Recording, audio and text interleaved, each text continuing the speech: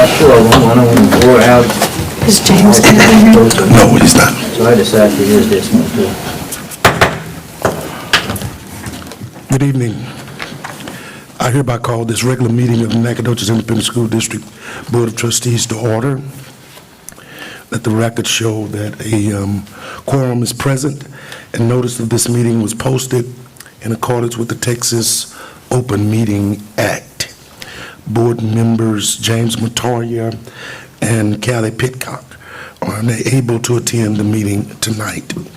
Please remember that items do not have to be taken in the order shown on the agenda, and we ask that you return your cell phones to a silent mode. Thank you for joining us on tonight. The board will now conduct an executive closed session to discuss the items posted on our agenda pursuant to the following provisions of the Texas Open Meeting Act as allowed by the Texas Government Code, sections 551.071, 551.072, 551.074, and 551.129. No voting will take place in the closed meeting. Any action the board wishes to take as a result of discussions in closed session will take place after the board reconvenes in open session. It is now 5:02. Thank you.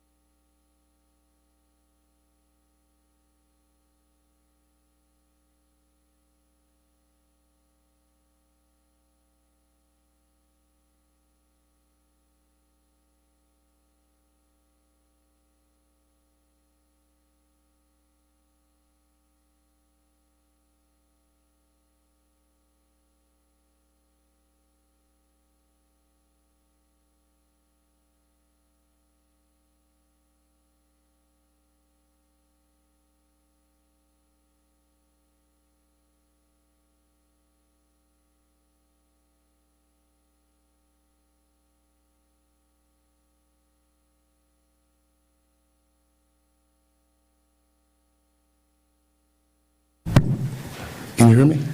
Okay. The board is now reconvening into open session, and the time is 6 o'clock.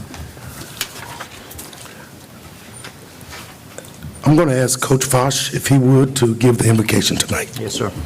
Please bow. Dear God, thank you for the opportunity to live in this great community and country, and the blessing that you bestowed upon us. As we gathered here to make decisions on behalf of our community and their children, dear God, we ask you not to leave us to ourselves, but guide our steps by the light of thy knowledge. Give us wisdom and courage to make decisions that are in the best interest of those whom we are committed to serve, and make you pleased by our decisions. Dear God, keep our children, students, staff, administration, and those who sacrifice for the success of this district and our community as a whole, in a good health, safe, with happy hearts. In your great name, we pray. Amen. Thank you. At this time, we're going to have our pledges, and tonight we have the Ms. Paula Harshberger and the Thomas J. Russell Elementary School. The students are here to lead us in our pledges. Thank you.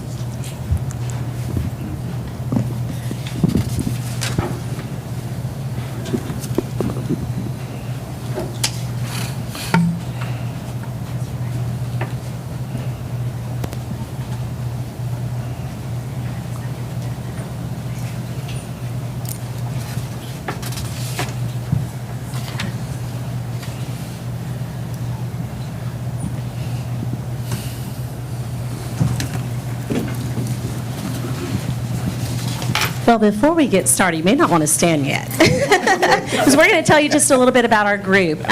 We're super excited to be here, one of my favorite portions of the board meeting. And good evening, President Irvin, board, Dr. Trujillo.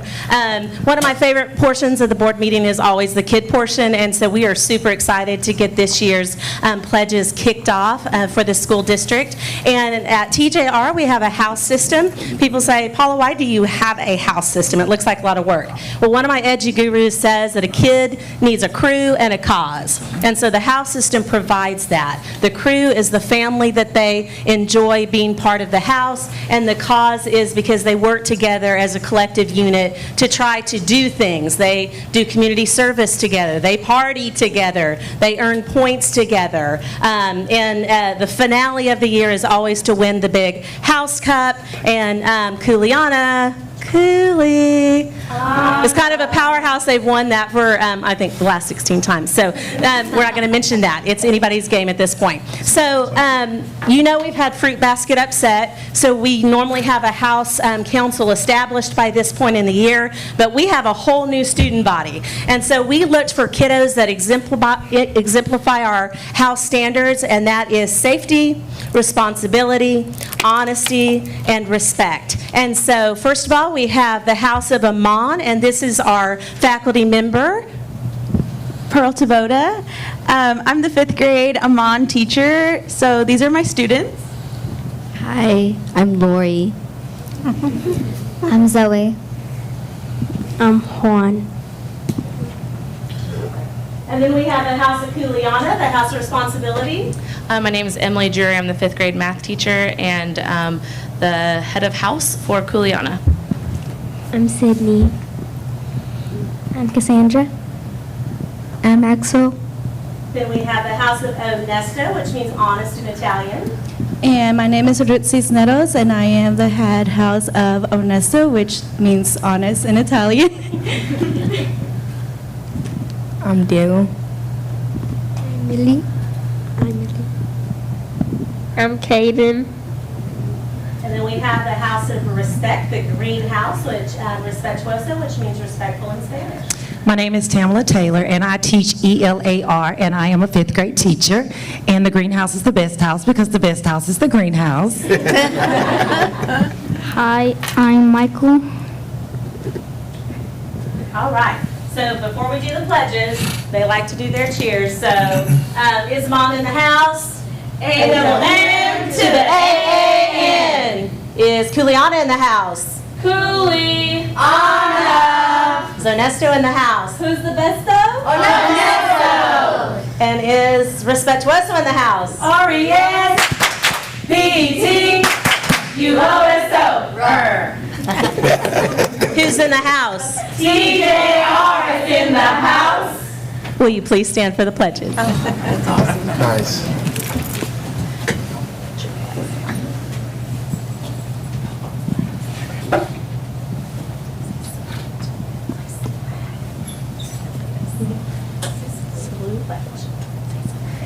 Salute, pledge.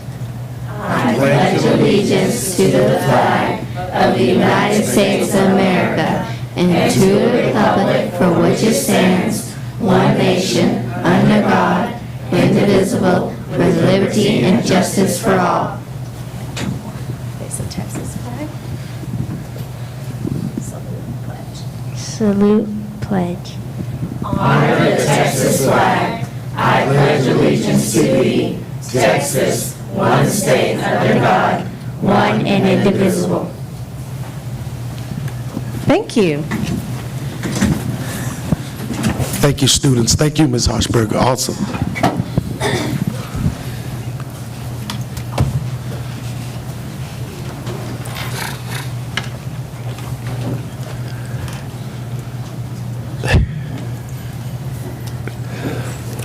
At this time, we'll proceed with the public meeting regarding the proposed tax rate for the 2022-2023 school year. Remember? I've got the messages. I got the superintendent's message. You want to do it first? Yes.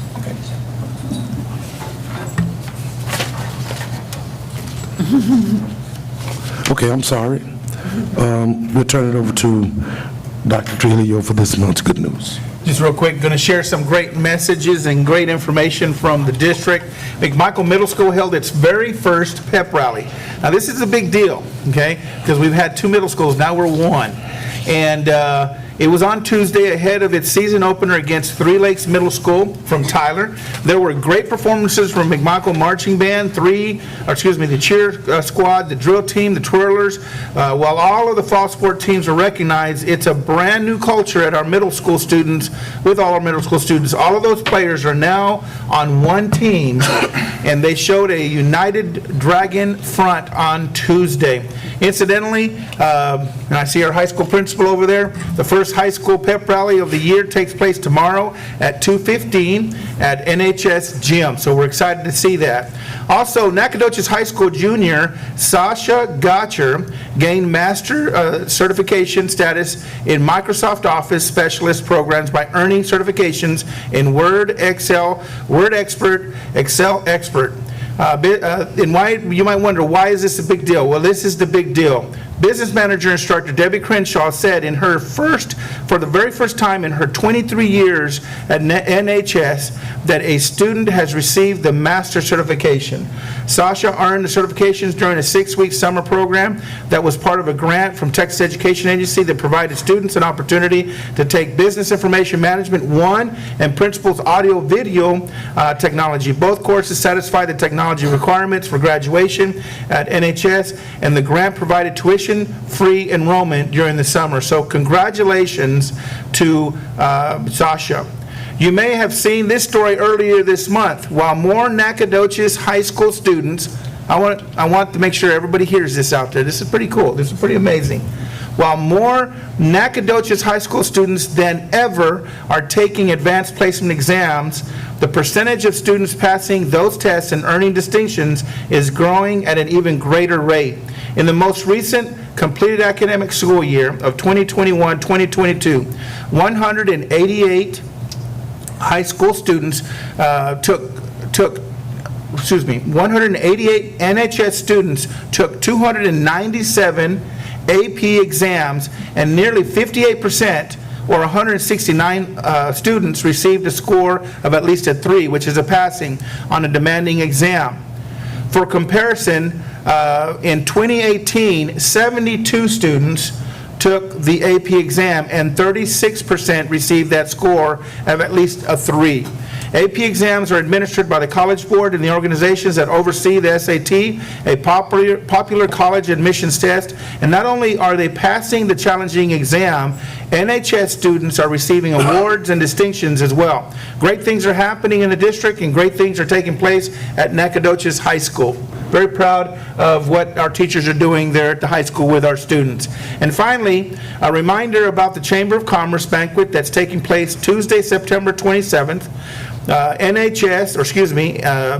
Nacogdoches Independent School District is the Chamber's large business of the year by the Nacogdoches County Chamber of Commerce, and will be recognized during the membership banquet.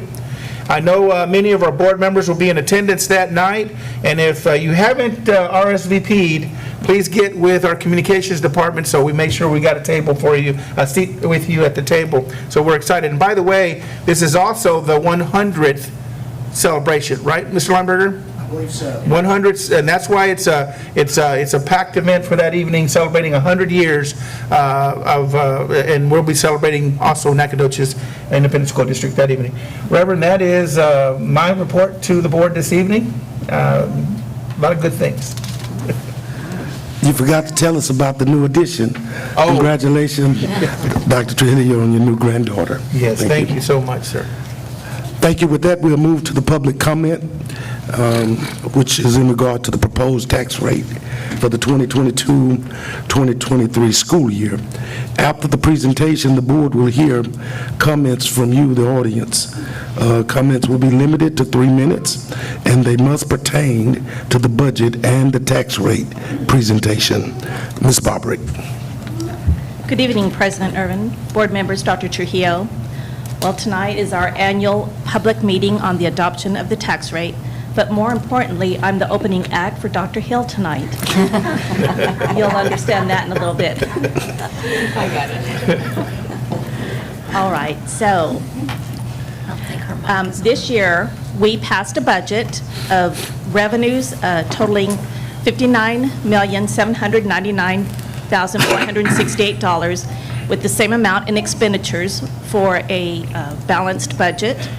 We are expecting an estimated beginning and ending fund balance of $33,354,332.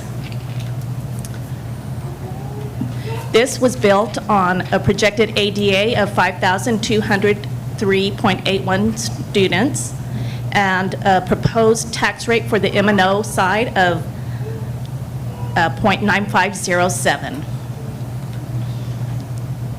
On debt service, we you adopted a budget of $7.1 million, and expenditures of $7 million. Our expected, or our estimated ending fund balance is $4,273,846. And this was built with a proposed tax rate of 29 cents. So before we get to those comments, I just wanted to point out to you that this is actually a reduction in our tax rate of about 2.5 cents. And so that concludes my portion. Thank you, Ms. Bobrick. Are there any questions from the audience?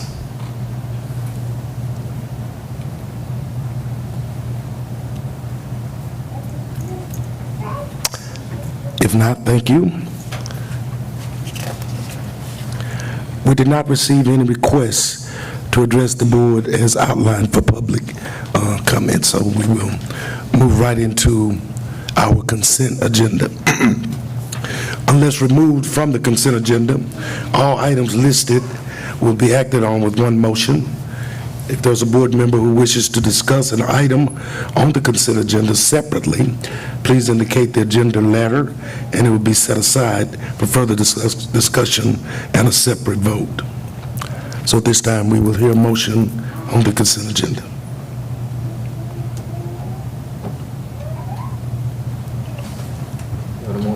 Mr. President, I move to approve the consent agenda. I'll second. Thank you. It has been moved by Coach Nehemiah Fashid, second by Secretary Minsley Winslow. Are there any questions? All in favor, aye. Aye. The vote vote is unanimous. The vote is carried. Thank you so much. Tonight, we have one report, and this is the second act of the night. The student star data and student outcome goes by Dr. Hill. Good evening, President Irvin, Board of Trustees, Superintendent Trujillo. I have to say, this is the longest presentation I've ever given outside of like a multi-day training. Wow. So we're going to do our best to get through it because it is 83 slides. That's right, 83. And that's So- what this looks like. So we're going to move rather quickly, and we're going to break up the monotony because sometimes I can sound like Bueller. So we're going to, Dr. Corley is going to share the spotlight with me this evening. Please feel free to ask questions throughout the presentation. There will be an opportunity at the end. You do have a printed copy at your seat. Hopefully, you'll be able to read the graphics. We did print it in color because we know once we begin to present it on the slideshow, it's going to be very tiny in some areas. Dr. Hill, before you get started, can you introduce, because you have some valuable team members that have worked alongside you to put this report together, and I know she's sitting right there and right next to you, so. And thank you for that. I meant to write that on my Yes. notes, and if it's not written down, I don't say it. So yes, Miss April Grady is the one who put together the entire presentation today. So Wow. I didn't do a single thing. Dr. Corley, did you do some? Yeah. So it was Miss Grady. So this has been, it is very thorough. We've been working on it for quite some time, so thank you, Miss Grady, for everything. And so one of the three of us will be able to answer your questions. It may not be all of us, but it would be wonderful. Thank you, Dr. Trujillo. Yes. All right, so as we go through this, you'll see there is a table of contents. We have 7 sections that we're going to cover, and so we're going to begin very quickly with our attendance rates. As you know, last year, we started this last year, we've had unprecedented times across just the world with COVID, and we think every year it's going to be different, and it is different, but each year poses some challenges. So we think it's very important that as we begin to look at student performance, there's a lot of variables that contribute to that. So in this next section, we're going to look at attendance rates and staff vacancies, and this data was gathered from the Peace Department as well as HR. So let's look at just some longitudinal comparison of student attendance rates. And so you'll see in those highlighted of pink, which are, I guess they have the white background, you've got fall 20, it's spring 21. We want to look at that, and we want to compare it to fall 21 and then to spring 22. And you'll see overall, when we're comparing those 2 school years, that there was a slight decrease. However, 5 of the 10 campuses saw an increase in the rate of student attendance if you compare spring 21 to spring of 22. As we move on, you'll see a longitudinal comparison of the elementary staff attendance. So you'll notice that there are 2 different categories that we're looking at, where it's by campuses, but it's also by reason. So you'll see personal illness and COVID. So let's just take BQJ, for example. If you will look at fall of 20, you'll see personal illness, we had 285 absences, we had 38 COVID. But then fast forward to fall 21, you see we had 335 personal illnesses and 111 COVID. That's important because when we have a teacher out, we have a substitute. We'll look at substitutes in just a moment. On this next slide, we'll see our secondary. You'll notice that even like for Mike Moses, for example, if you look at fall 21, we had 338 absences due to personal illness, but in the spring, we had 365. So we continue, and we have experienced a substitute shortage. So in some instances, when we have staff members that were out, we did our best to get a substitute, but in some instances, we had to combine classes, and that increased the class sizes for that any given day, and/or we had to piecemeal and do our very best to make sure that our students were taken care of during the school day. And I want to take a shout out to our campus principals, because every day they were redoing a schedule based on staff absences. And so I would be remiss if I didn't thank them for everything that they did last year and continue to do this year. As we move on to section 2 and we look at staff vacancies and long-term subs, this particular slide just talks to us about our staff information. So typically we have a teacher-to-student ratio of about 19:1. We have 1,036 number of full-time staff. We have 440 full-time teachers. Our average teacher salary is about $48,605. On these next two slides, it's just two different viewpoints of our teacher vacancies and long-term subs. Just as a quick reminder, a long-term sub is a sub that we have in there for prolonged illnesses or maybe even teacher vacancies. You'll see on the left-hand side, we have teacher vacancies by campus. When you add all of those up, I believe that totals 30. But we had 28 long-term subs that helped us out last year in filling some of those teacher vacancies. Again, on this particular slide, this is just a reiteration of what you've seen on the previous slide.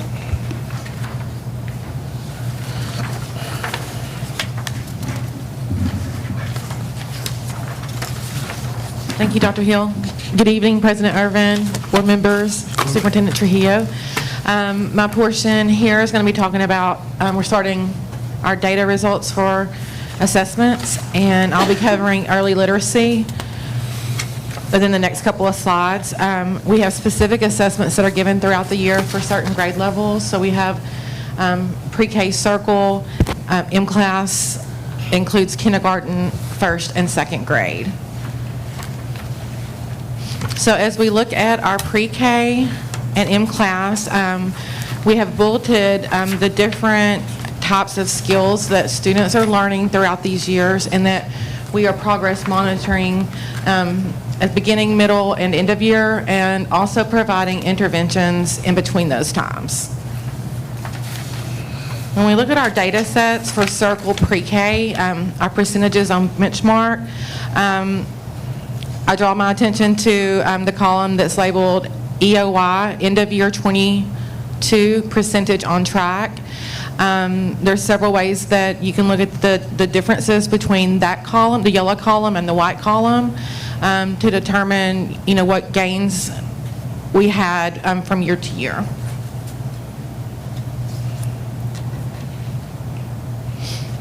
And then as I shift forward into M-class, this is a pretty neat assessment because it's covered in kindergarten first and second.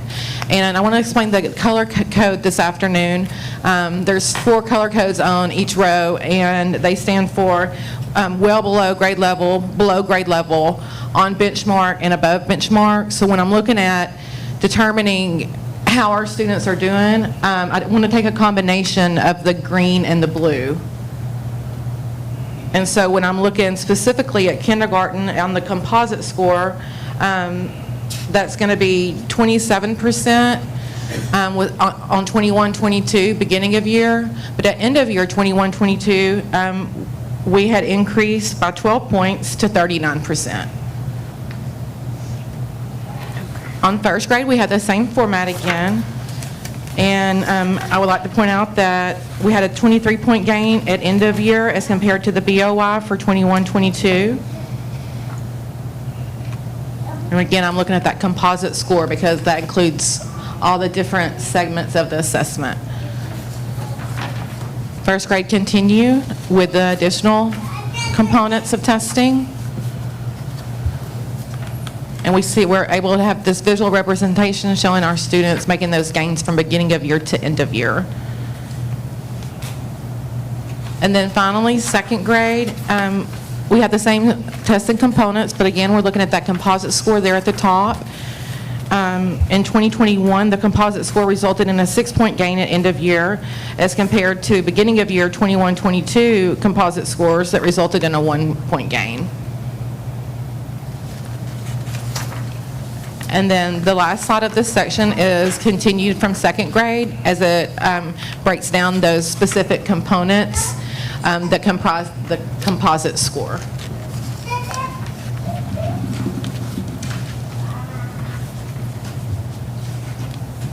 All right, so now we're going to continue on to STAR and STAR EOC.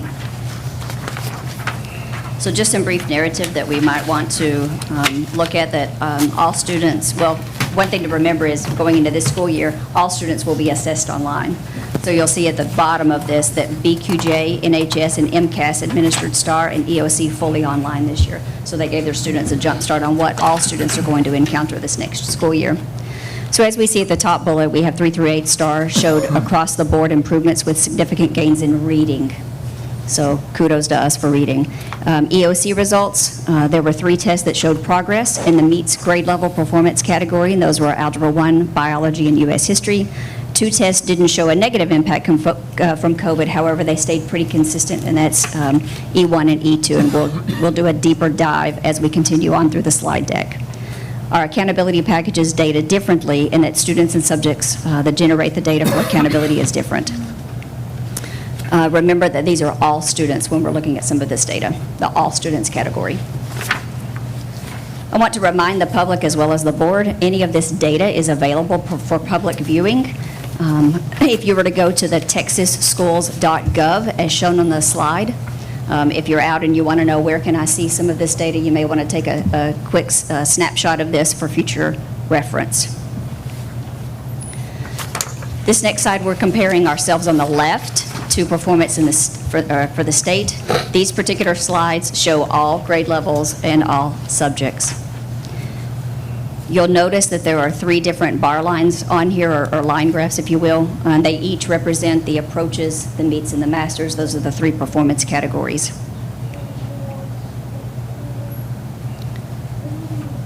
You do see that we have a positive correlation in our data. However, it's still below the state, but we do see a positive growth trajectory from 21 to 22. This next slide specifically looks at math and RLA, or Reading, English Language Arts. The left-hand side is NISD, the right-hand side is the state. We trended closely to the state in reading. However, between 19 and 2022, our data value plummeted in math, unfortunately. And we knew that because of COVID, that was our biggest area of concern. In fact, we've been able to delineate it to our specific 6th graders this year. Math has been problematic for them since they've returned from COVID, so they're definitely on our radar. When we're looking at longitudinal data, this is a 3 through 5 reading star results. So again, it's super busy, but we've gone back, or Ms. Grady has gone back even through 2017. The yellow color bar graphs, that represents the state. You'll want to look at the last 2 purple columns, if you will. Those are the 2 that we're comparing from 21 to 22. We'll notice that 4th and 5th grade showed gains. However, 3rd grade decreased by 2 points as compared to 2021. Moving on and looking at grades 6 through 8 reading, this is the percentage met approaches and above. 6th, 7th, and 8th grade increased in performance comparing 21 to 22. 7th grade had the highest percentage met approaches and above in 2022 as compared to all other years that were listed. So congratulations to 7th grade for that.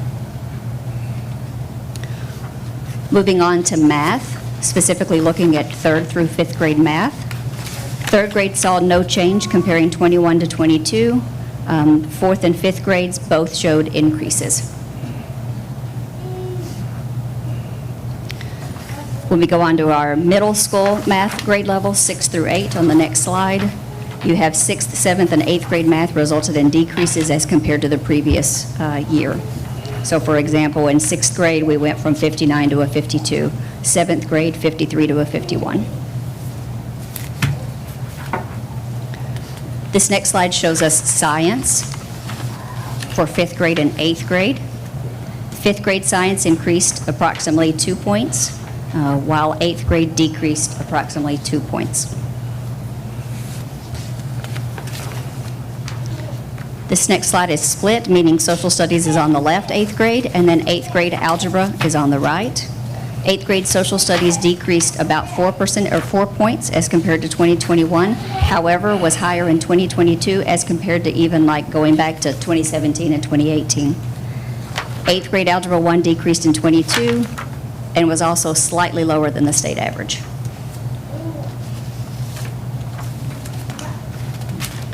When we're looking at English 1 and English 2, we had a 3-point gain in English 1 for 2022, but overall there wasn't much change over the last 5 years. English 2, however, had the highest it's been in the past 5 years. So congratulations to English 2. This next slide shows Algebra 1, Biology, and U.S. History EOC results. Algebra 1 had a 2-point increase, Biology decreased by 2 points. U.S. history had no change. Now we're moving on to individual campuses, and we'll begin with BQJ, and we'll go in alphabetical order. Similar formatting, though.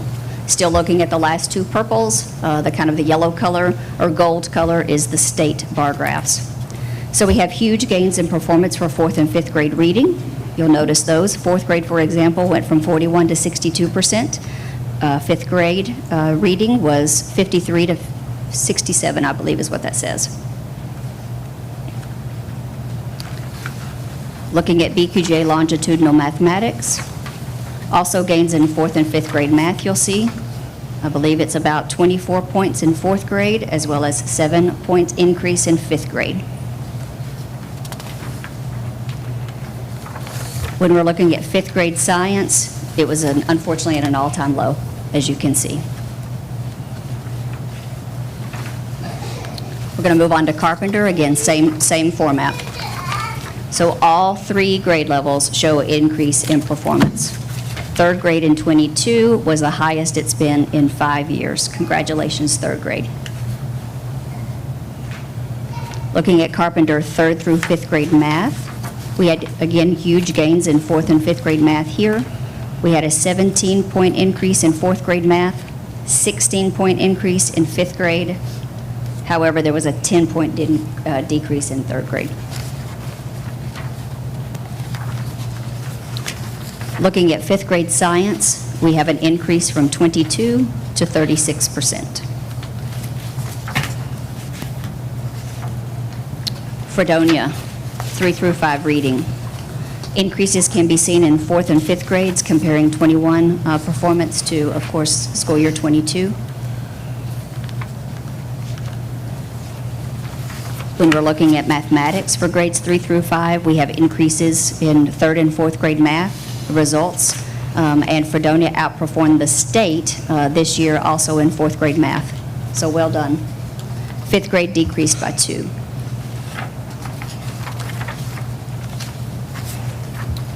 Science at Fredonia just decreased 1 percentage point from 21. Nettie Marshall, 3rd through 5 reading. 3rd grade reading decreased comparing 21 to 22, but increases can be observed in both 4th and 5th grades, with Nettie Marshall 4th grade outperforming the state. Wow. Yes. Can I ask just? Of course. I just want to be sure I'm looking at this right. You bet. If I'm looking at this slide, Yes. the, was, I guess the 2021, for the 3rd grade is 67%? State. Yes. For the Let's see, 3rd grade. Is it So 67? I guess what I'm wondering is, when you look at the 4th grade, are those the kids that are in the 21, 22 bucket? So for me, that looks like they went from 67% to 92%. So those students, that one group, that's what I'm seeing? Great point. Okay, because as I'm reading through this, when you compare the grades, they're all, the students are doing better. Am I reading that right? Yeah. Okay, I just wanted to be sure I was understanding the graphs. Okay, thank you. I'm so appreciative of you pointing that out. Thank you so much. I mean, I think it's important to say, when you look at the 3rd grade might have decreased from one year to the next, it's not the same students. Correct. Okay. You are exactly correct. But the 4th grade went from 54% to 92% this year. Yes. That's a big increase. Right. Yes. Yes. 4th grade. Yeah. I just need to be sure I understand, Yeah. because I'm like, these are good numbers. Okay. They were Okay. fine last year as 3rd graders, but 4th graders, they suddenly learned. Yeah. They blew it out the There's a water. little place where I guess they get it. So I guess that's just, I just wanted to be sure I understood, because I was kind of thinking, this is really good, but you kept saying it went down. I'm like, but I think they're doing better. In this Okay. report, we didn't actually look at cohorts. I mean, we did internally, but for Yeah. this report, we were just comparing 21 to 22. And you're Okay. right, different kids. But Okay. thank you again for Okay. pointing that out. I like that lens that you're looking through, because when the community looks at that, you can actually look at BQJ, and you can see the same things with BQJ. Right. And if you concentrate on a specific grade level only, then you're wondering what happened. And you got to compare apples to apples. So the same thing is true when you go into 2022, 21 at 44%, and then they went up to 45%. So the kids are going in the right direction. Correct, And right. I will say, thank you, Dr. Hill and the team, for once again, Ms. Apt, we looked at this last year this way. So when you're looking at the sheet, you're able to look across the cohort of kids from all the way down, all the way up to the current school year, 5th grade. All right, well, I'm sorry. no, that was a great Awesome interruption. observation. We'll take that one. Continuing on with Nettie Marshall, 3rd through 5th grade math. We did see again, we're just comparing 21 to 22 on these numbers. Decrease in 3rd grade math, however, increases in both 4th and 5th grade, with 4th grade outperforming the state. Nettie Marshall, longitudinal 5th grade science. You'll see that we had a 10-point increase from 21 to 22, which is basically 42 to 52%. Regay Elementary, 3rd through 5 reading. There was a decrease in 3rd grade reading, however, increases in 4th and 5th grade reading, with 4th grade outperforming the state. Congratulations, Regay, 4th grade. Regay 3 through 5 math, increases can be observed in all grade levels comparing 21 to 22, and 5th grade outperformed the state by 2 points. Again, well done, 5th grade. Looking at science, we did have an overall increase in science. I believe it was about a 14-point gain. We have TJR, 3 through 5 reading. There was a decrease in 3rd grade reading. However, increases can be seen in 4th and 5th, with 4th grade outperforming the state. Congratulations, both 4th and 5th grade, or 4th grade at TJR. 3rd through 5th grade math. 3rd grade, there was no change. However, 4th and 5th grade showed increases, with 5th grade outperforming the state, 84% TJR to 77% state. Wow. Yes, sir. Wow is correct. TJR 5th grade science. TJR has consistently outperformed the state in science since 2018, so well done. Now we're making a shift to one of our 2 middle schools from last year. We'll start with McMichael. We'll start with 6th through 8th reading.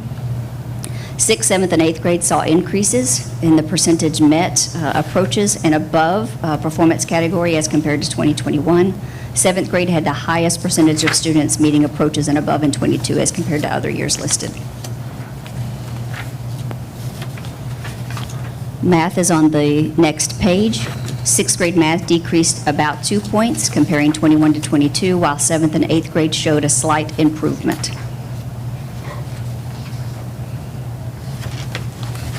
On this next slide, we have science, social studies in the middle, and then 8th grade on the far right. There was decreases in science by about 8 points. Social studies had a negative 1 point, and algebra saw about 6 points of a decline. Our second middle school, Mike Moses, 6th through 8th reading. Increases can be seen at each grade level comparing 21 to 22. 7th grade reading having the highest percentage of met approaches average in the past 5 years. When you move to mathematics, we see decreases in all grade levels comparing 21 to 22.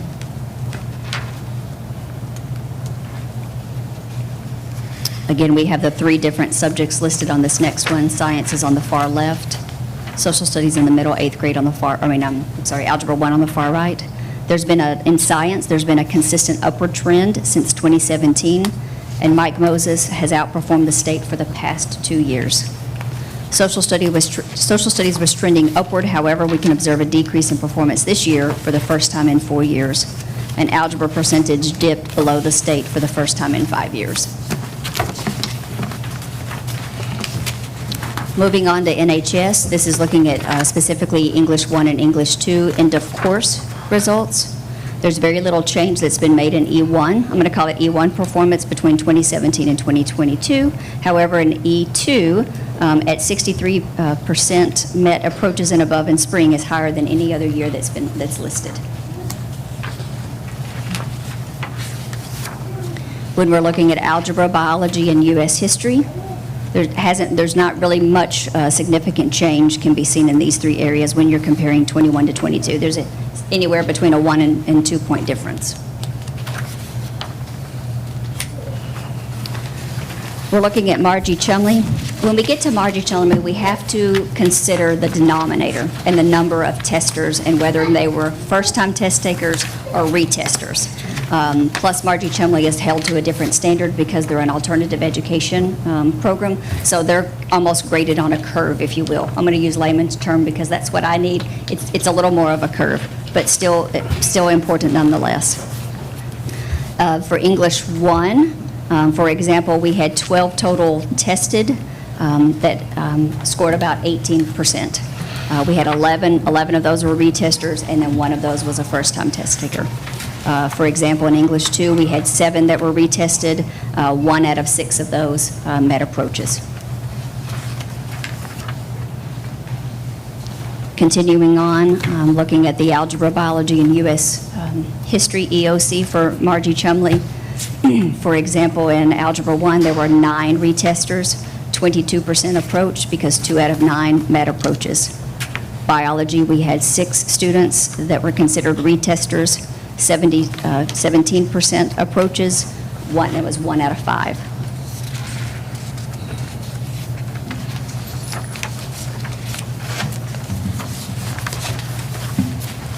The next section includes accountability overview and ratings for 2022. This visual representation explains the state's methodology and calculations for the different domains for accountability. There's 3 different domains. The first one being student performance, domain 1, and then we have domain 2 that's twofold. We have student growth that's measured, and we also have relative performance that's measured in domain 2. And then finally in domain 3, we're looking at a combination of different pass rates for reading and math and for different student groups. So to begin with, we'll start with our district ratings for 2022. The district was rated a C. And if you look at the little chart on the right, it shows changes over time, and this will be visible for all of our campuses as we progress through these slides. Before we start going through the campus ratings, we do want to point out that this is a campus comparison group. This is done statewide. You'll see an example here on this slide. It matches specific campuses within our district with other campuses across the state that has similar demographics or student groups, and it helps us see where we fall. If we're looking across all of our campuses, you can see here all of our elementary campuses last year, our 2 middle schools last year, and our high schools. You can see the grades that they're served along with their overall accountability score. And then more specifically, by campus, Brooks Glenn Jones Elementary was not rated in 2022. Emmeline Carpenter Elementary was rated a C. Fredonia Elementary was rated a B. Nettie Marshall Elementary was rated, overall rating was an A, and they received several distinctions, post-secondary readiness, top 25% comparative and closing the gaps, and a Blue Ribbon Award. Excuse me. Brigade Elementary, overall rating B, and the distinction designation of the top 25% comparative academic growth. Thomas J. Rusk Elementary, overall rating B, several distinction designations, which are academic achievement in ELA and in science, post-secondary readiness, and top 25% comparative closing the gaps. McMichael Middle School, overall rating C, with the distinction designation for academic achievement in social studies.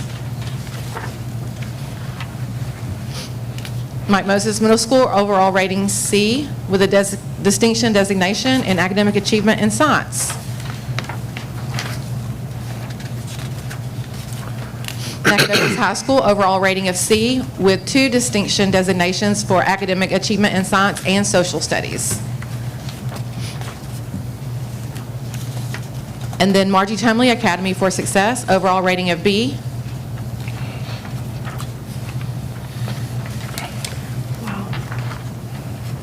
And our next slide here shows each campus again, and it shows a rating that we received for continuous improvement. So after we receive our scores and we get this final accountability rating, there's certain areas that we know that we can focus in on based on the STAR results. So for example, when you see a campus that's identified for targeted support and improvement, that was based on their Domain 3 score. And so it could be a certain student group that didn't perform satisfactorily, or maybe they didn't have they didn't meet the threshold for academic growth that the state set. And so that helps our campuses when they write their campus improvement plans and implement those strategies that they progress monitor throughout the year. They're able to take real campus data and connect it to strategies there. And then section 7 of the board presentation, we'll be talking about House Bill 3, board approved student outcome goals and progress update. If we reflect back to last year, Dr. Hill presented our House Bill 3 information, specifically looking at how we're performing in reading, math, and college and career readiness. The goal, district-wide and statewide, is to help our students reach 60% mastery by the year 2030. And so you can see here our trajectory. We've set goals, we're monitoring those goals just to see where we're falling, not just for all student groups, but for those individual student groups as well. So on the results, reading increased 5 points, but didn't meet the original goal that was set. Math increased 8 points, but like reading, it was not enough to meet the original goal that was set. So while we didn't hit that target that we set, we did see an increase in both of those academic areas. And then the third area, college, career, and military readiness, there was a 6-point increase from the previous year, from 41% to 47%.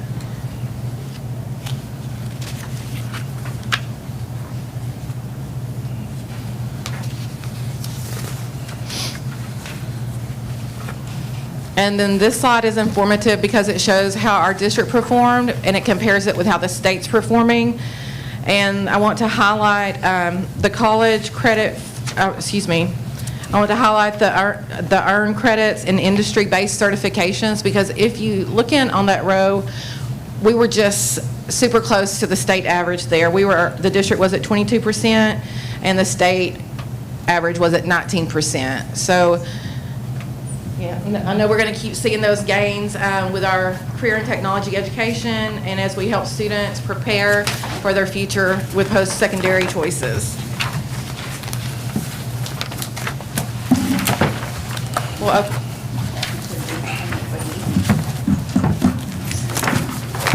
We will be bringing back to you, you notice that BQJ is labeled a comprehensive school, so we are writing a targeted improvement plan or a school improvement plan. We will bring that back to you all for approval in the November meeting. Before you leave the podium, can you go back to the beginning of your slideshow, because we need to bookend this with the student attendance and the staff attendance.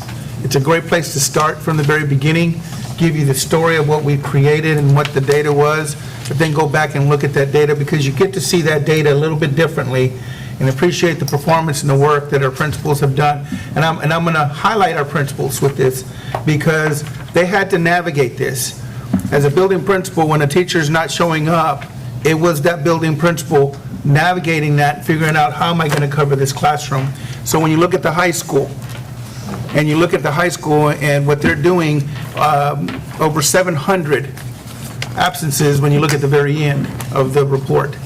700 absences, and a lot of that may not be filled by a substitute. It's actually shuffling students from one classroom to another to cover the sections. So I wanted to bookend this. This is how we began the presentation with it, but I also wanted to make sure that you saw the tremendous, we had some amazing results with some of our campuses. Although the district did get a C rating, we have some celebrations from Nettie getting an A, Carpenter with the results that they've had, TJR with the results they're doing, Regay with what they're doing. Fredonia. And I'm going to say our high school principal, the teachers that are there, the work that they did, we didn't rise to the level that the state was wanting us to get. But when you look at the absences and the teachers that weren't coming in, and the teachers that did come in, the teachers that were there working every single day to balance and get the classrooms going, 711 absences in the spring.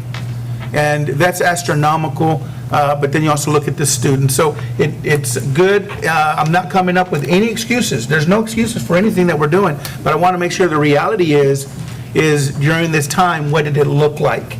And what did it look like for the teachers? Because that's when our leaders were pulling their hair out, trying to figure out how am I going to cover this classroom and how am I going to cover this other classroom. So I just wanted to make sure, Dr. Hill, because some of the campuses that we're talking about that did amazing, and also the campuses that did struggle a little bit, that we still have to look at the data that we have when we're looking at absences. So. And Dr. Trio, if I can, Ms. Grady was just reminding us that when we look at Carpenter and Fredonia, especially on this particular slide, if you look at the right-hand side, back in 2018-19, Carpenter was rated a D. They brought it up to a C. So they have broken their, I don't want to call it a record, I can't think of language right now, cycle of being low performing, as well as Fredonia went from an F back in 2018-19 to a B. I noticed Margie Chumley did quite an improvement as well. They did. Thank That you. was pretty impressive to see. Let's see. There we go. Yes, ma'am, from a D to a B. Yeah. Thank you very much. I wanted to say something. Numbers are important, but names are more important, because every number up there is a child that's learning. And they're learning because they have teachers that teach them and love them and care for them. And they have the teachers have support people that help them through the, I'll just use the word difficulty, but I'm thinking of a four-letter word that might be appropriate. COVID's not 4 letters, is it? Anyway, we've been flexed here. We haven't broken. And there are other school districts where it just burst open and there is really poor results. We have very good results because we are showing progression for each child. Maybe not in every subject, but we're showing progression. And that comes from hard work by teachers, support people, and especially the principals who lead our campuses. And we appreciate everyone that's done a wonderful job, and that's including bus drivers and all the other people that are support. That's really important. We have done well considering the circumstances. We will do better next year because we have a wonderful team, starting with our teachers and going all the way up to our leaders and principals and all the other resource and administration above that level. So I'm very excited for our Dragon Nation and what we're going to do, not just this year, but next year. We're going to just keep going. Thank you so much to everyone who made this happen. Ditto. Thank you, Dr. Groman. And were there any other questions? Thank you, Dr. Hill, and to your team. Before we move to the motion to adjourn, let me extend congratulations to one of our board members, Coach Farshid, was nominated and will be recognized on tomorrow between the first and second quarter of the varsity football game by the Dave Campbell magazine as a community connector and an outstanding, I guess, coach and just a good person. And our district will receive a $1,000 donation because of him. Thank you, Coach.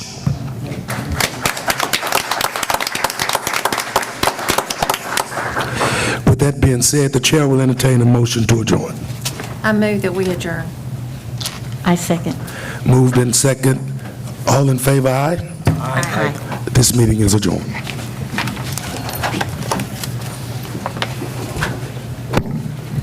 Good job. How you hurt yourself? This goes with you. Yeah, you can take it. We can dive into it. And as you look at it, if any questions come up, Mindy, where were they at third grade? We got another issue for we used to go drinking and hear these kids on the scene. Discipline-wise, academic-wise, this is just from year to year. well, and that's why I wanted to have a bottle of wine on me.